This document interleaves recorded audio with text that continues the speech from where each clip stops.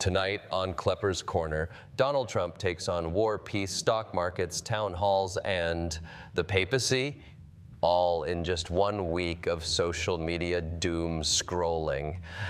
Yes, folks, if you thought being president would keep him too busy to post, you forgot who we were dealing with. Trump, fresh off attending the Pope's funeral, which apparently inspired him not to reflect but to rage tweet about Putin, suggested sanctions on Russia through, quote, banking or secondary sanctions, question mark included. Because nothing says decisive diplomacy like punctuating your threat with confusion. Yes, we're now negotiating nuclear conflict with the same tone as someone choosing a side dish at Cheesecake Factory. Later that night, Trump warned that radical left Democrats are paying people to infiltrate Republican town halls. He says it's a paid sabotage operation. I say if you're going to heckle Mike Lawler in upstate New York, you deserve compensation. So Trump's solution, immediate ejection. Because nothing says freedom like banning dissent. Next week's rule, no signs, no booing, and all attendees must pass a MAGA mood test. And what did he do in the middle of this foreign policy chaos and deep state paranoia? He plugged a rally in Michigan like it's 2016 again, because nothing soothes global instability like yelling about immigrants next to a Costco.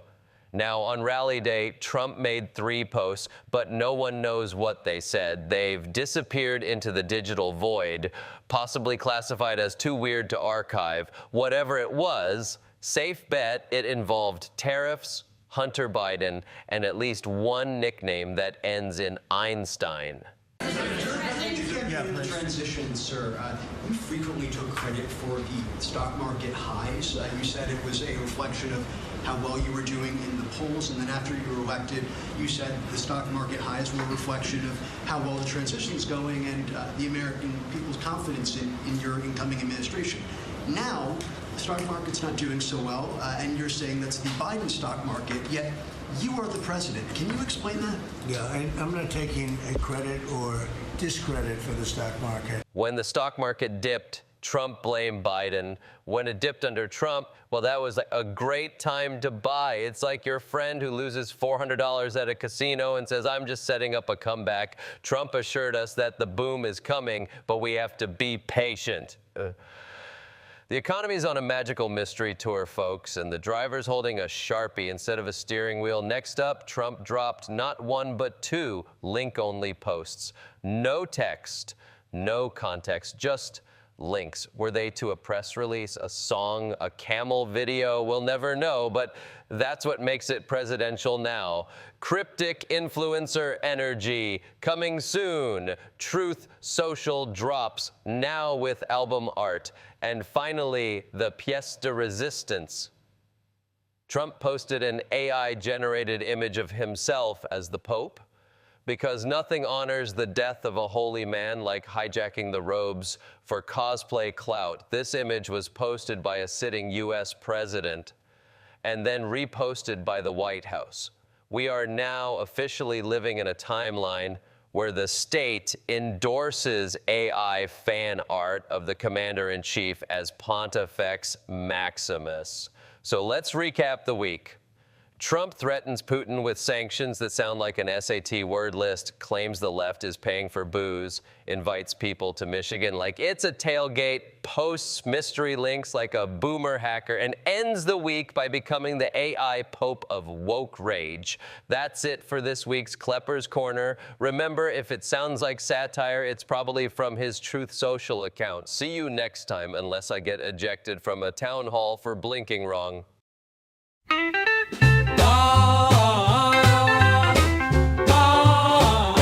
I made a big old promise, said I'd fix the price of gas. Told you eggs would be cheaper, but now you're crying at the checkout fast.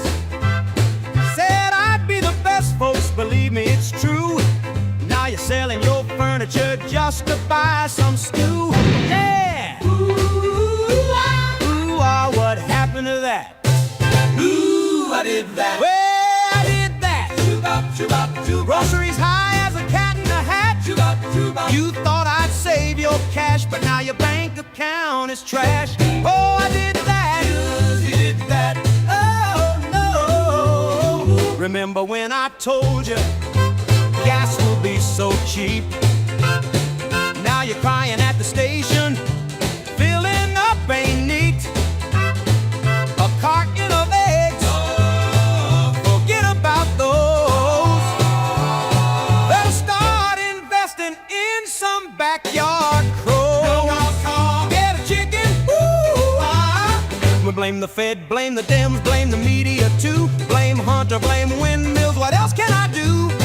I take no responsibility. That ain't my style. Now let's all pretend this didn't happen for a while. Call, get a chicken. Ooh, well, I did that. Economy's flat like a popped air match. You thought I'd bring relief. Now you're cutting coupons like a thief. Oh, I did that. Yeah, he did that. Ooh, Listen, folks, listen. I never said prices would drop. I just said eventually, maybe by 2053. And hey, windmills, folks, you know they're to blame, right? Windmills and Nancy Pelosi. That means he ain't got one. Ooh, Listen, folks, listen. I never said prices would drop. I just said eventually, maybe by 2053. And hey, windmills, folks, you know they're to blame, right? Windmills and Nancy Pelosi. So if you're feeling hopeless, if your wallet is tight, just re-elect me, baby, and I'll make things right. Sure, last time I failed, but let's not dwell, 'cause this time my plan is, that means he ain't got one. Ooh, Some say it's the markets, some say it's a trend. I say just trust me, 'cause I'm your best friend. Forget all the past, ignore all the facts. Let's all pretend that I never said that. La, don't check the tapes. Ooh. Today on Poorly Educated, we attempt the impossible, teaching Larry and Earl what an oligarch is. Get out of there, Carl. Them's my snack cakes. Larry, reckon Carl deserves them.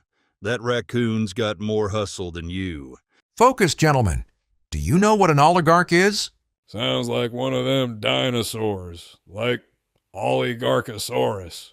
Nah, it's something you get on your feet. Like, dang, Earl, my toes got a case of oligarch.